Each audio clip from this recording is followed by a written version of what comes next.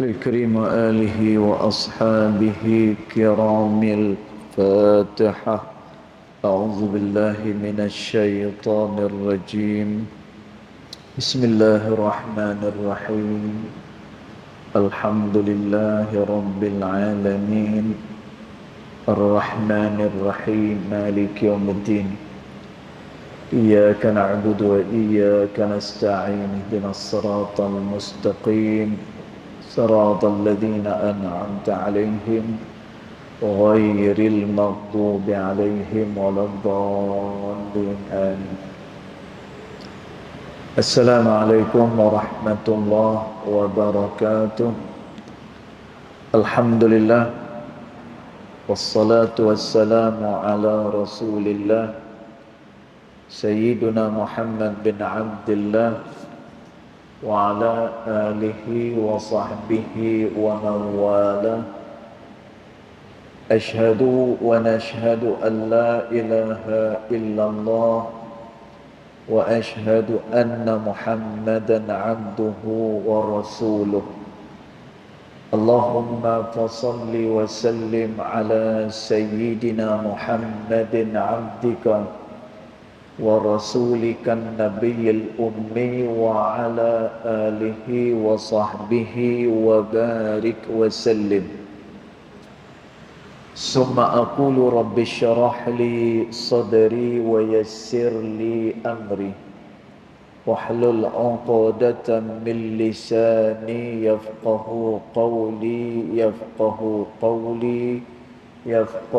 قولي أما بعد. قال الله سبحانه وتعالى في تنزيله لقد كان لكم في رسول الله أسوة حسنة صدق الله العظيم.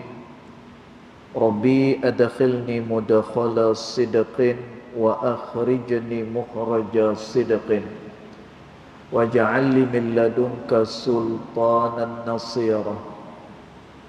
إلهي أنت مقصودي ورضاك مطلوبي فأعطني محبتك ومغفرتك يا أرحم الراحمين. Alhamdulillah, yang pertama-tamanya kita merofakkan kesyukuran kehadiran Allah Subhanahu wa Ta'ala, yang mana pada malam ni alhamdulillah kita masih lagi diberikan ruang dan juga peluang oleh Allah Ta'ala untuk sekali lagi kita dapat sama-sama pada malam ini di dalam majlis ilmu, dalam suasana hari cuti. Kita pun jalan, kenuri pun banyak, tapi alhamdulillah kita masih lagi diberikan ruang peluang oleh Allah Ta'ala untuk hadir ke dalam majlis ilmu. Maka ini merupakan satu nikmat daripada Allah Subhanahu wa Ta'ala. Allahumma amin. Tuan-tuan puan-puan dirahmati Allah sekalian, kita sambung lagi pembacaan kitab Adab Sulukil Murid yang dikarang oleh Al-Imam Al-Habib Abdullah bin Alawi Al-Haddad rahimahullahu ta'ala pada ibarat yang berikutnya. Dan kita masih lagi menerangkan berkenaan dengan salat berjemaah insya-Allah. Maka dia kata Bismillahirrahmanirrahim. Qala muallif rahimahullahu ta'ala wa nafa'ana bi'ulumihi fid daraini amin. Dia kata wahdhar ayyuhal murid. Dia kata, dan kita ulang sikit, kita ulang sikit supaya kita dapat buat refresh. Kita boleh ingat semula apa yang telah kita baca pada minggu yang sudah. Kemudian kita sambung pada ibarat yang baru malam ni. Dia kata wahdhar, dan hendaklah dia berhati-hati, kata Imam Al-Haddad, Wahzar, dan hendaklah berhati-hati ayyuhal murid, wahai orang-orang yang berkehendak kepada Allah Ta'ala. Dan tuan, maknanya orang-orang yang berjalan pada Allah. Kena jaga benda ni.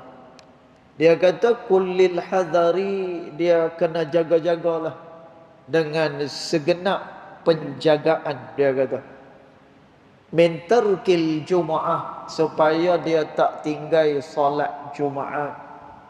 Dan tuan, kita dah beritahu orang yang meninggalkan solat Jumaat tanpa uzur, maknanya saja-saja dia malas nak mendirikan solat Jumaat, dan tuan, cukup 3 kali dia meninggalkan solat Jumaat itu, lalu Nabi SAW kata taba'allahu ala qulubihim, Allah patri di atas hati dia. Dan tuan, maknanya apa? Hati dia tertutup daripada mendapatkan hidayat daripada Allah. Orang perempuan tak apa, pasal orang perempuan dia tak dituntut untuk solat Jumaat.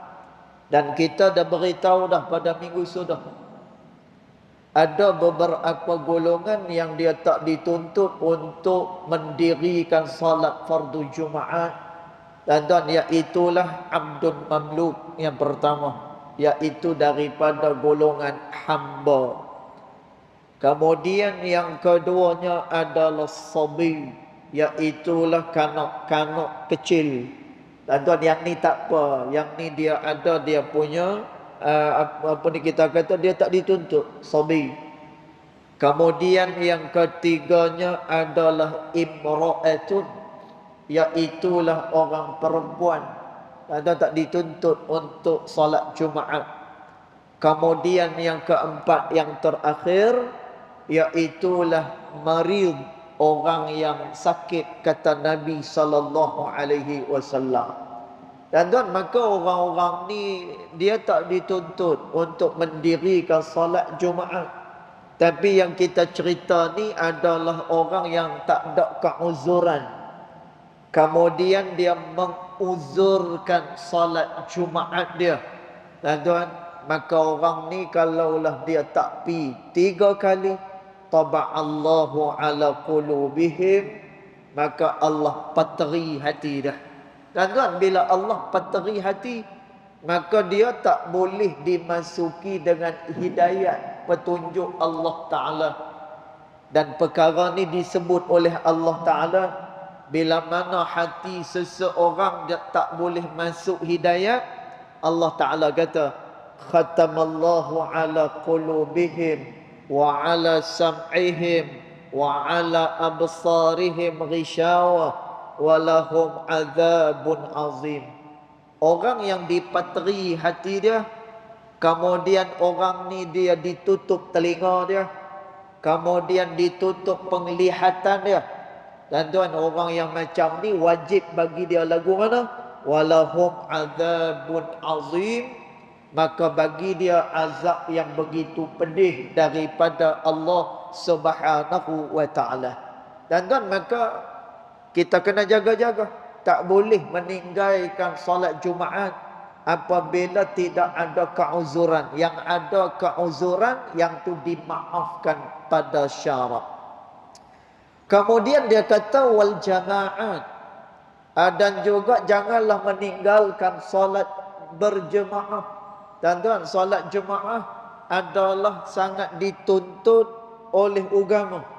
Dan tuan, dia sangat dititik beratkan oleh Nabi SAW. Sehingga kata Nabi SAW, kalaulah boleh, kata Nabi, bila mana azan berkumandang, aku nak round, aku nak jalan setiap rumah-rumah yang ada di kota Madinah ni, kata Nabi. Dan kalaulah mereka tak keluar daripada rumah mereka, maka nescaya aku nak bakar rumah mereka, kata Nabi SAW. Dan tuan, maksud bakar rumah ni bukan Nabi nak pi bakar rumah orang, bukan macam tu. Hadis ni dia nak terang kepada kita betapa Nabi SAW menitik beratkan salat berjemaah itu. Tuan-tuan, salat jemaah ni besar dia punya fadilat dia. Tuan-tuan, antaranya bila mana satu orang dia terikat hati dia dengan masjid. Tuan-tuan, sikit-sikit dia nak pergi masjid, sikit-sikit dia teringat kepada masjid. Tuan-tuan, Nabi SAW kata, nanti pada hari akhirat besok, yaumun la zilla illa zilluh, kata Nabi. Yang mana kamu akan pergi kepada satu hari, yang mana hari tersebut tidak ada perlindungan melainkan perlindungan Allah Subhanahu wa taala. Tuan-tuan, hari ni kat mana? Iaitulah pada hari mahsyar esok. Tuan-tuan, hari mahsyar tak ada tempat berlindung. Tuan-tuan, pada hari mahsyar tidak ada tempat untuk kita berpaut, tak ada tempat untuk kita bergantung. Kata Nabi SAW, satu hari yang mana hari itu tidak ada perlindungan melainkan perlindungan Allah Subhanahu wa taala. Tuan-tuan, yang dapat perlindungan Allah dekat mahsyar 7 golongan. Salah satunya iaitulah rajulun mu'allaqun qalbuhu bil masajid, iaitulah seseorang yang hati dia tergantung di dalam masjid, kata Nabi. Tuan-tuan, masya-Allah, nah, maknanya orang yang mai ke masjid ni dia duk teringat, nah, orang azan teringat masjid. Tuan-tuan, dia pi mana pun, tuan-tuan, ni waktu kita bercuti ni, nah, tuan-tuan, tengah-tengah dalam perjalanan masih teringat kepada masjid. Insya-Allah, tuan-tuan, kata Nabi SAW, yauma la zilla illa zilluh, pada hari mahsyar tak ada perlindungan selain perlindungan Allah. Salah satu golongan adalah orang yang hati dia tergantung, yakni teringat pada rumah Allah Subhanahu wa taala. Tuan-tuan, besar fadilah dah. Itu satu. Kemudian yang kedua, kata Nabi SAW, orang yang dia berjalan ke masjid, kata Nabi SAW, sama ada perjalanannya ke masjid ataupun pulang daripada masjid, Nabi kata disediakan bagi orang ni syurga Allah Subhanahu wa taala. Tuan-tuan, tadi ni kita bergerak daripada rumah kita pergi masjid, sat lagi balik pula. Tuan-tuan, Nabi kata apa? Setiap perjalanan dia disediakan syurga oleh Allah Subhanahu wa taala. Tuan-tuan, duduk. Kemudian hak yang ketiga pula, orang yang mai ke masjid maka diangkat darjat dia oleh Allah Subhanahu wa taala. Tuan-tuan, orang yang mai masjid ni dimuliakan oleh Allah Subhanahu wa taala. Tuan-tuan, perkara ni disebut dalam surah At-Taubah. Kata Allah Subhanahu wa taala, innama ya'muru masajidallah man amana billahi wal yaumil akhir. Kata Allah, adapun orang yang memenuhkan rumah-rumah Allah Subhanahu wa taala, tuan-tuan, yakni dia memenuhkan masjid-masjid. Tuan-tuan, Allah Taala kata, maka ketahuilah dialah sebenarnya orang yang beriman kepada Allah dan juga pada hari akhirat. Dan sebab itu Nabi kata, orang yang mai ke masjid ni maka darjat dia diangkat oleh Allah Subhanahu wa taala. Tuan-tuan, kalau kita nak senaraikan, pahala orang yang solat berjemaah ni terlalu banyak. Al-Imam Ibn Hajar Al-Asqalani rahimahullahu ta'ala, ketika mana dia mensyarahkan hadis Nabi, kata Nabi SAW, salatul jamaah afdalun min salatil fadhi. Bisab'in wa ishrina darajat, kata Nabi. Kata Nabi sebut, sembahyang berjemaah lebih baik daripada sembahyang seorang-seorang, kata Nabi. Dan kalau kita tengok perbahasan ulama, perbahasan ulama dalam bab salat berjemaah ni, tuan-tuan, ada sebahagian daripada ulama kata meninggalkan salat berjemaah itu makruh hukumnya. Tuan-tuan, makruh. Pasal apa makruh? Tuan-tuan, kerana daripada salat berjemaah ni macam-macam ganjaran, macam-macam kebaikan yang boleh didapatkan daripada salat berjemaah tersebut.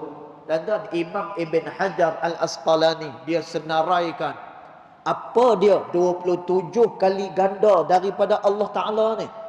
Nabi kata salat berjemaah lebih baik daripada sembahyang seorang-seorang, kata Nabi, dengan mendapatkan 27 darjat daripada Allah.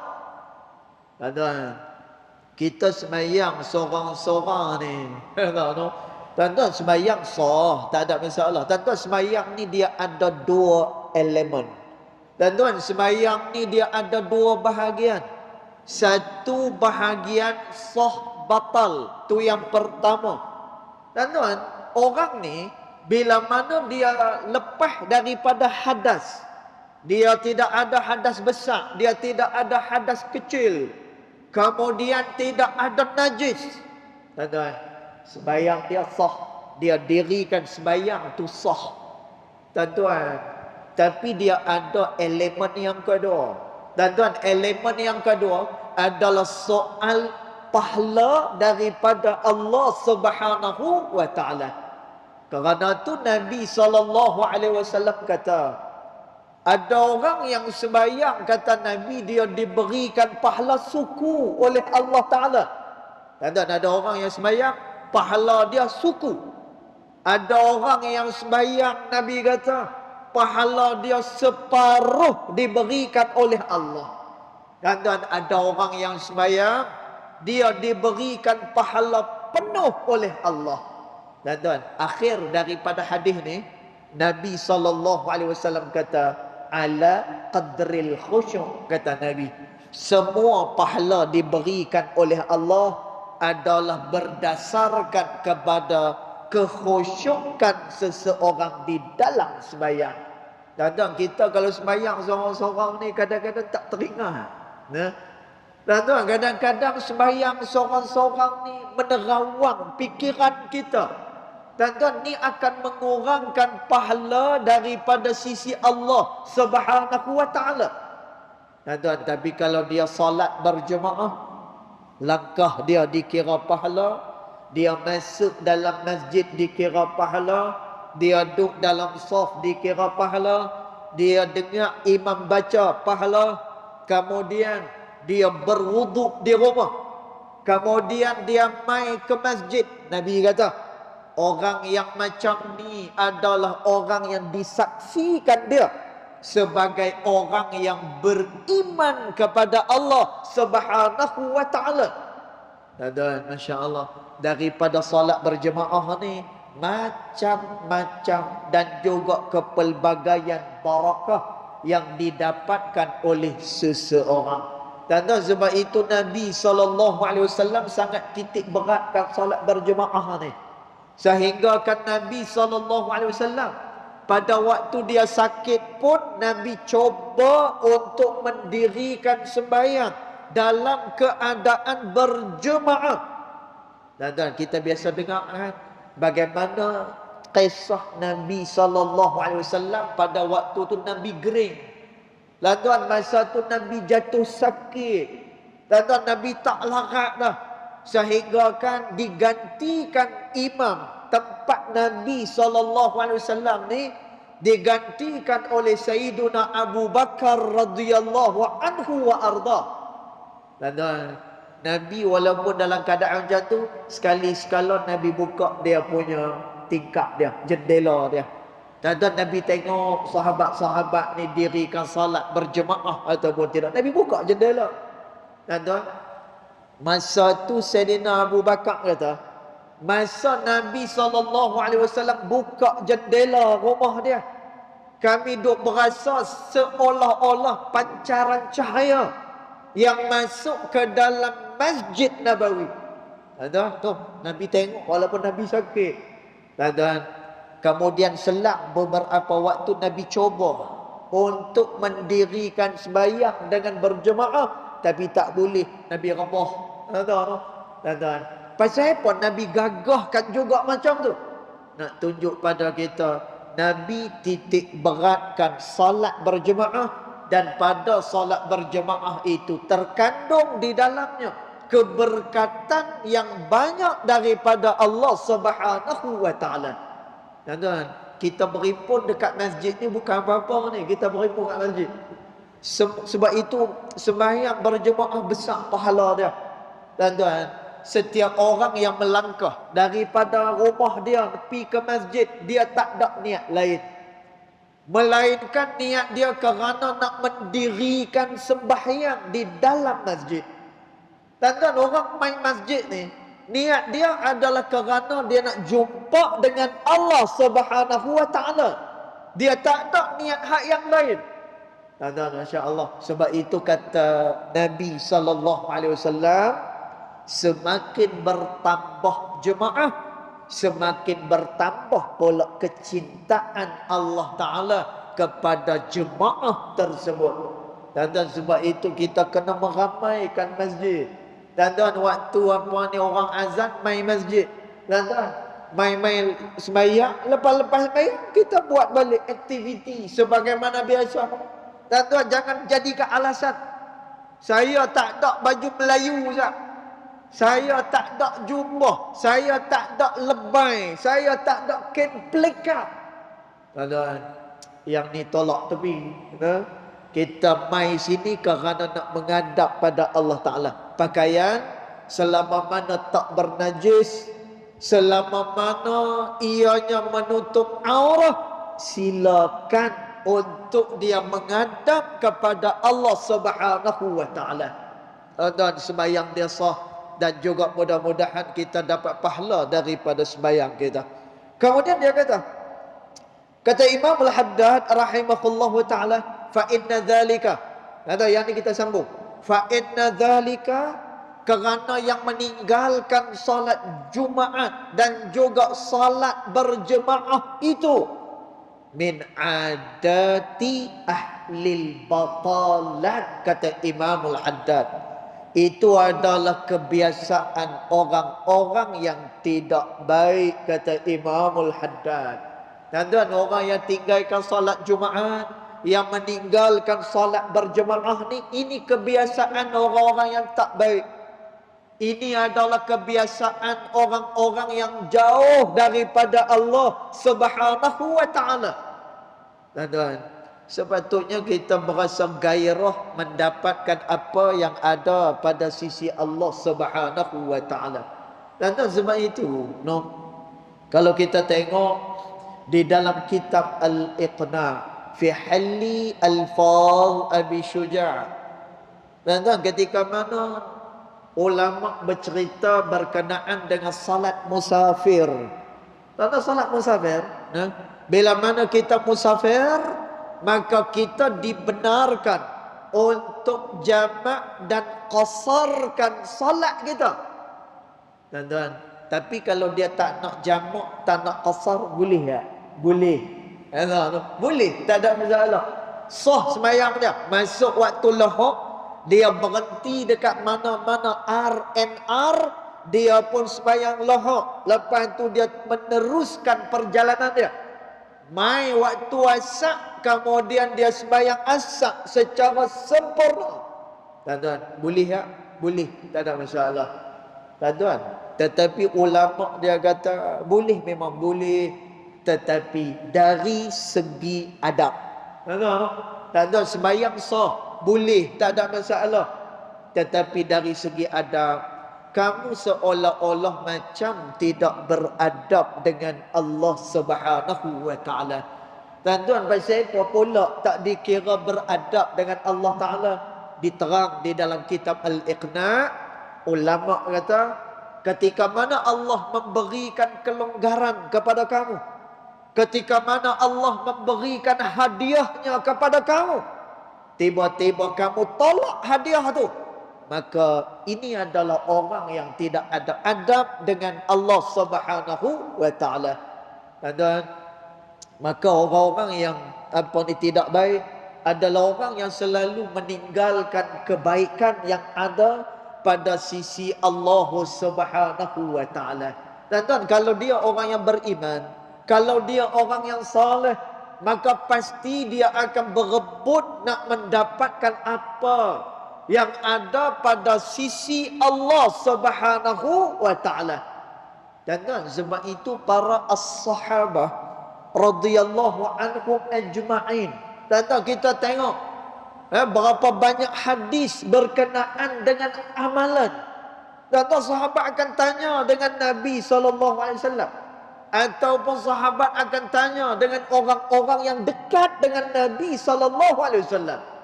Dan sebagai contoh, sahabat tanya dengan Sayyidatina Aisyah radhiyallahu anha wa ardaha. Dan mereka tanya dengan Aisyah, ya Aisyah, ayyu amalin ahabba ilallahi wa rasulih. Wahai Aisyah, boleh cerita tak dekat kami, apa dia amalan yang paling dikasihi oleh Allah dan juga Rasulnya? Dan sahabat tanya, apa dia yang paling dikasihi oleh Allah dan juga Rasul dia? Dan tengok kegairahan para sahabat nak mendapatkan apa yang ada pada sisi Allah. Sayyidatina Aisyah jawab, ad-daimu, kamu bila beramal, pastikan amalan yang kamu buat tu berkekalan sampailah pada waktu kamu dimatikan oleh Allah Subhanahu wa taala. Dan kita kalau nak dapat mati hak yang elok ni sentuh sikitlah. Kita semua bercita-cita nak dapat mati yang elok. Tentu kita tak tahu bagaimana pengakhiran kita esok. Ulama sebut manusia ni dia ada beberapa kategori. Yang pertama, ada orang yang baik pada awalnya, akhirnya tidak baik. Ada orang yang awalnya tidak baik tetapi akhirnya baik. Ada orang yang awalnya tidak baik, akhirnya pun tidak baik. Tuan-tuan, mudah-mudahan kita jadi golongan yang terakhir ni. Siapa dia? Iaitulah orang yang awalnya baik, akhirnya juga adalah orang yang baik. Tuan-tuan, maka kita tak tahu bagaimana keadaan pengakhiran kita esok. Tuan-tuan, sebab itu jangan ada takabur, jangan ada riak, jangan ada ujub, jangan ada sum'ah. Kita pandang rendah pada orang dan kita tak tahu lagi. Imam Ghazali rahimahullahu ta'ala, dia sebut di dalam kitab dia Ihya'u Ulumuddin. Dan kata Imam Ghazali rahimahullahu ta'ala, ketika mana kamu mengikuti keaiban seseorang, kamu melupakan keaiban kamu sendiri. Dan ini kebanyakan daripada kita.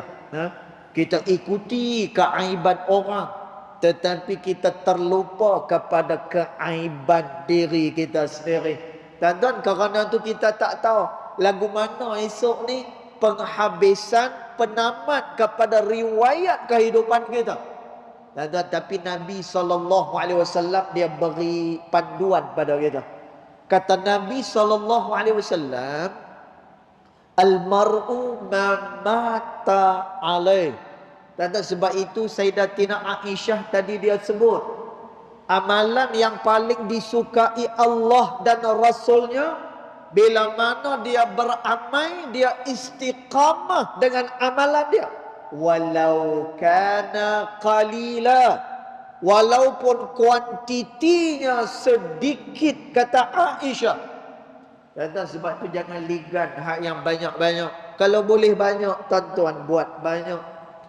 Kalau tak boleh buat banyak, sikit dan mengikut qadar kemampuan kita buat. Dan jangan kita ligan hak yang banyak-banyak sangat ni. Pasal apa? Kita takut nanti dia memberatkan kita. Tapi kalau kita diberikan anugerah oleh Allah Ta'ala, tuan-tuan, perkara ini disebut dalam kitab Al-Hikam yang dikarang oleh Al-Imam Ibnu Atha'illah As-Sakandari rahimahullahu ta'ala. Tuan-tuan, ada orang yang dia boleh beramai banyak, ada orang tak boleh, dia kena beramai sikit ya. Tuan-tuan, terutama pada golongan yang bekerja.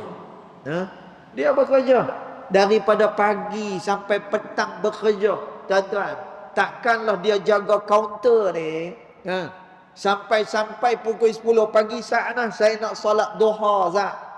Tuan-tuan, mungkin dengan dia solat duha pada waktu dia bekerja ni, tuan-tuan, berapa banyak pekerjaan dia yang terbengkalai. Tuan-tuan, bahkan itu lebih wajib bagi dia lagi untuk dia jaga. Tuan-tuan, jadi ada orang yang dia tak boleh beramai banyak, dia kena beramai sikit. Tuan-tuan, ingat balik kata Sayyidatina Aisyah, amalan yang paling disukai Allah dan juga Rasulnya adalah yang berterusan. Walau kana qalila, walaupun amalan itu sikit, kata Sayyidatina Aisyah radhiyallahu anha wa ardhaha. Tuan-tuan, tapi ganjaran bagi orang yang berterusan dalam beramal, kata Nabi SAW, al-mar'u ma mata alaih, seseorang akan dimatikan oleh Allah mengikut kebiasaan kehidupan dia. Tuan-tuan, seseorang tu dia akan mati mengikut pada kebiasaan kehidupan dia. Dan kalau dia biasa dengan baca Quran, insya-Allah dia akan mati pada waktu dia baca Al-Quran. Tuan-tuan, kalau dia ni jenis kaki bangun malam, tahajud, tuan-tuan, insya-Allah dia akan mati dalam keadaan dia bersujud kepada Allah.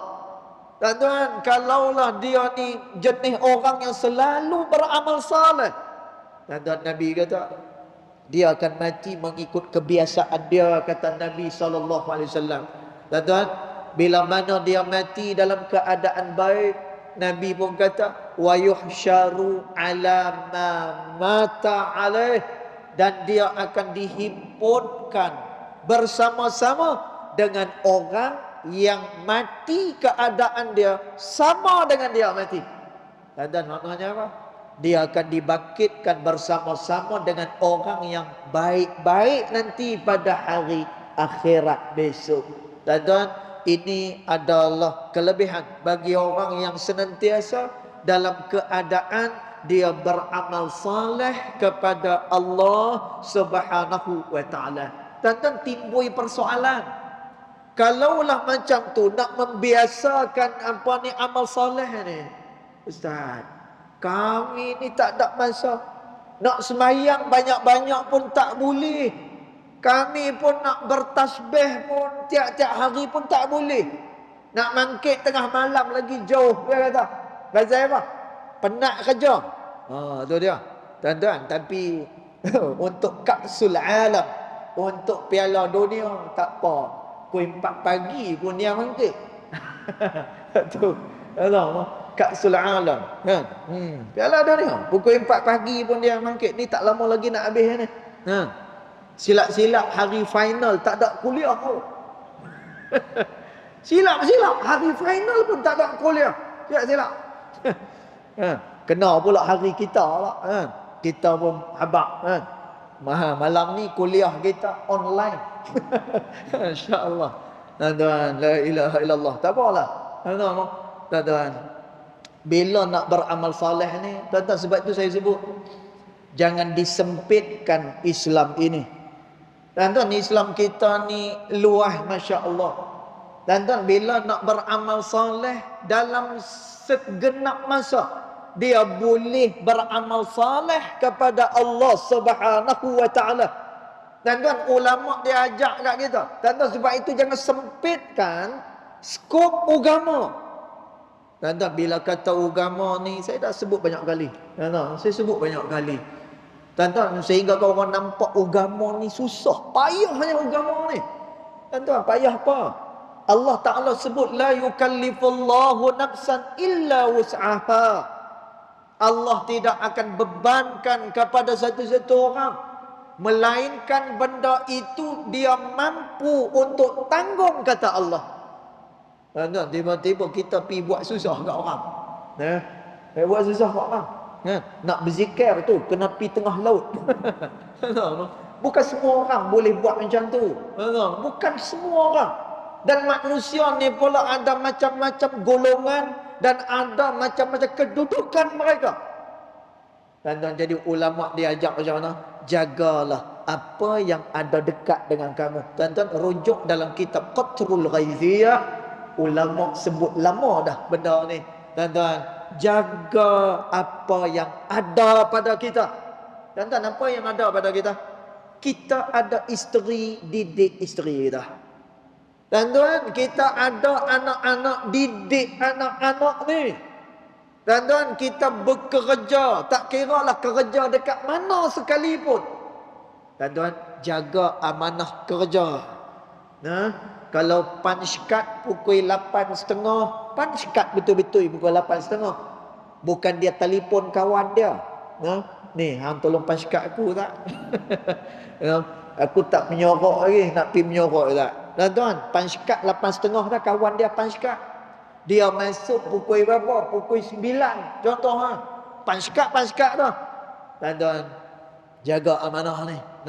Rehat pukul 12 sampai pukul 2. Pukul 2 tu kena masuk balik. Tuan-tuan, janganlah dia pergi lajak 2.30 ataupun pukul 3 petang. Tuan-tuan, jaga masa ni.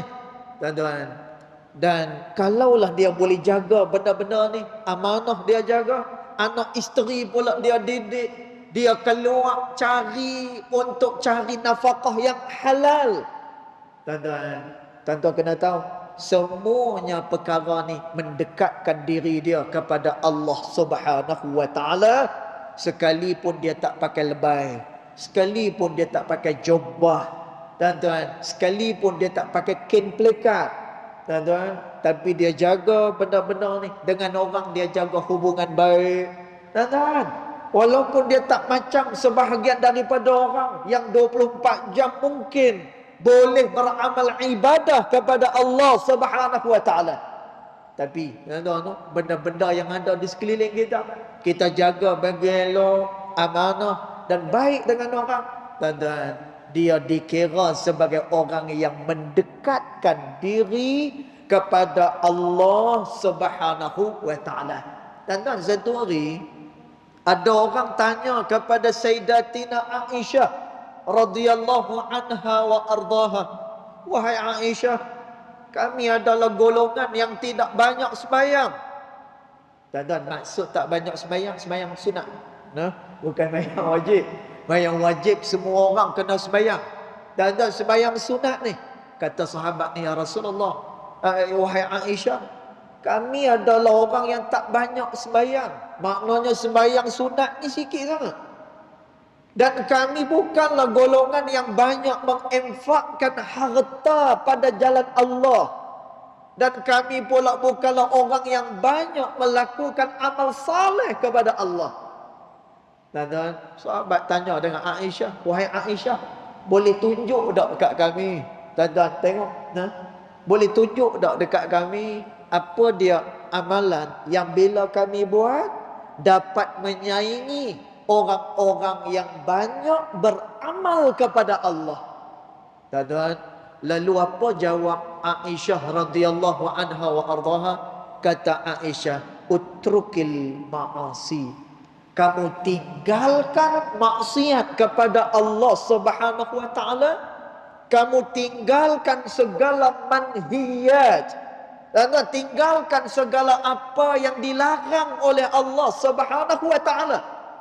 Aisyah kata, takun a'badan nas. Kamu akan jadi orang yang paling menghambakan diri kepada Allah Subhanahu wa taala. Dan sebab itu disebut oleh Al-Imam Al-Qushairi di dalam kitab dia Risalah Al-Qushairiyah. Tuan-tuan, Imam Qushairi kata, bila kita sebut soal tasawuf, tasawuf bukan nak bincang tasbih. Tuan-tuan, tasawuf dia bukan nak bincang pakaian orang. Tuan-tuan, tasawuf dia bukan nak bincang kamu nak pakai uniform jenis apa. Tuan-tuan, ini disebut dalam Risalah Al-Kusyairiyah yang dikarang oleh Al-Imam Al-Kusyairi.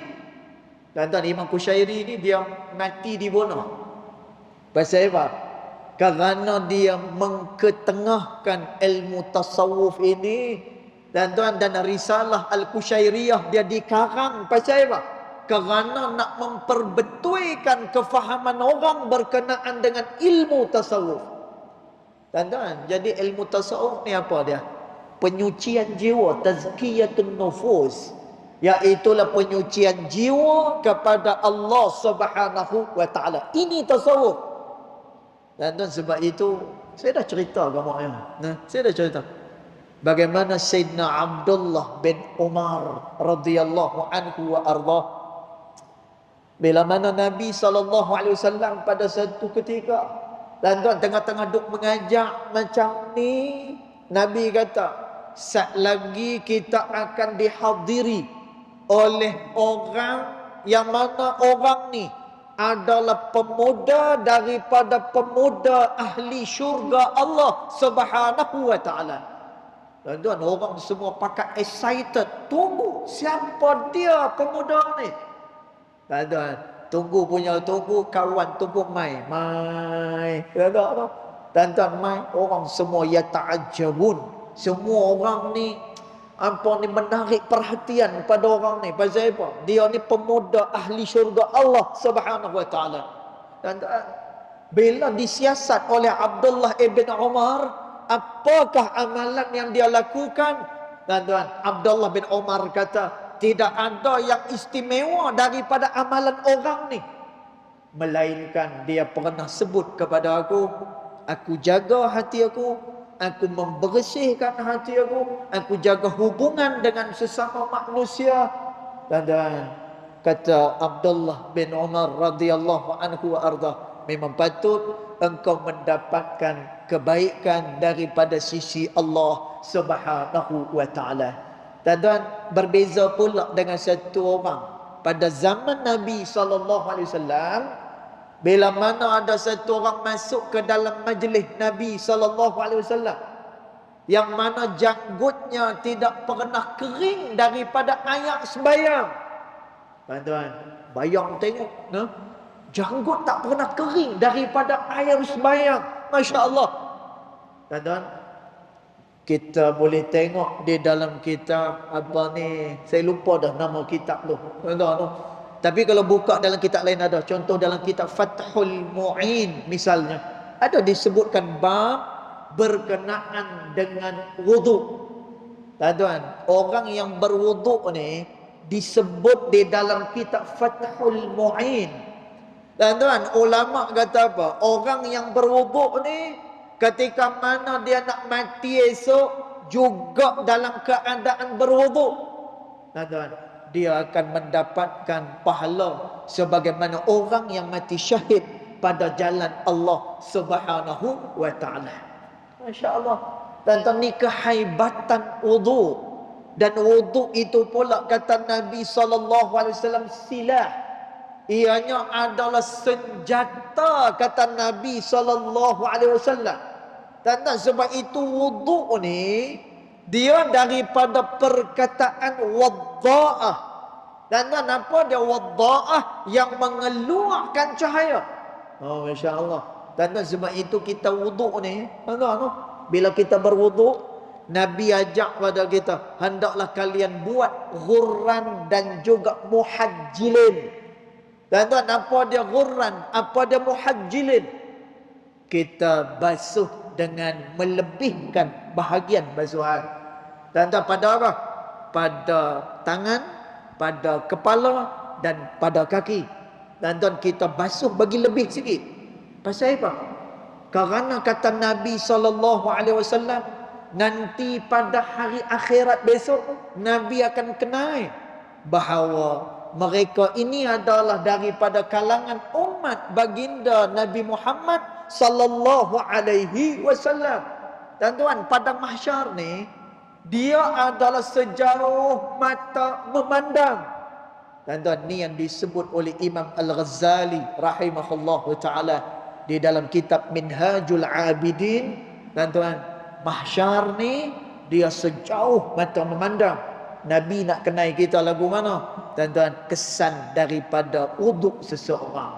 Tuan-tuan, tapi saya nak relate dengan cerita tadi. Kisah yang pertama, orang ni dia menyucikan jiwa.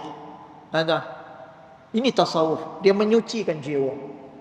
Satu orang lagi, tuan-tuan, janggut dia tak pernah kering daripada ayak sembahyang. Dan tuan, lepas dia masuk dalam majlis Nabi, dia duduk dalam majlis Nabi, orang semua dah pakat keluar habis dah.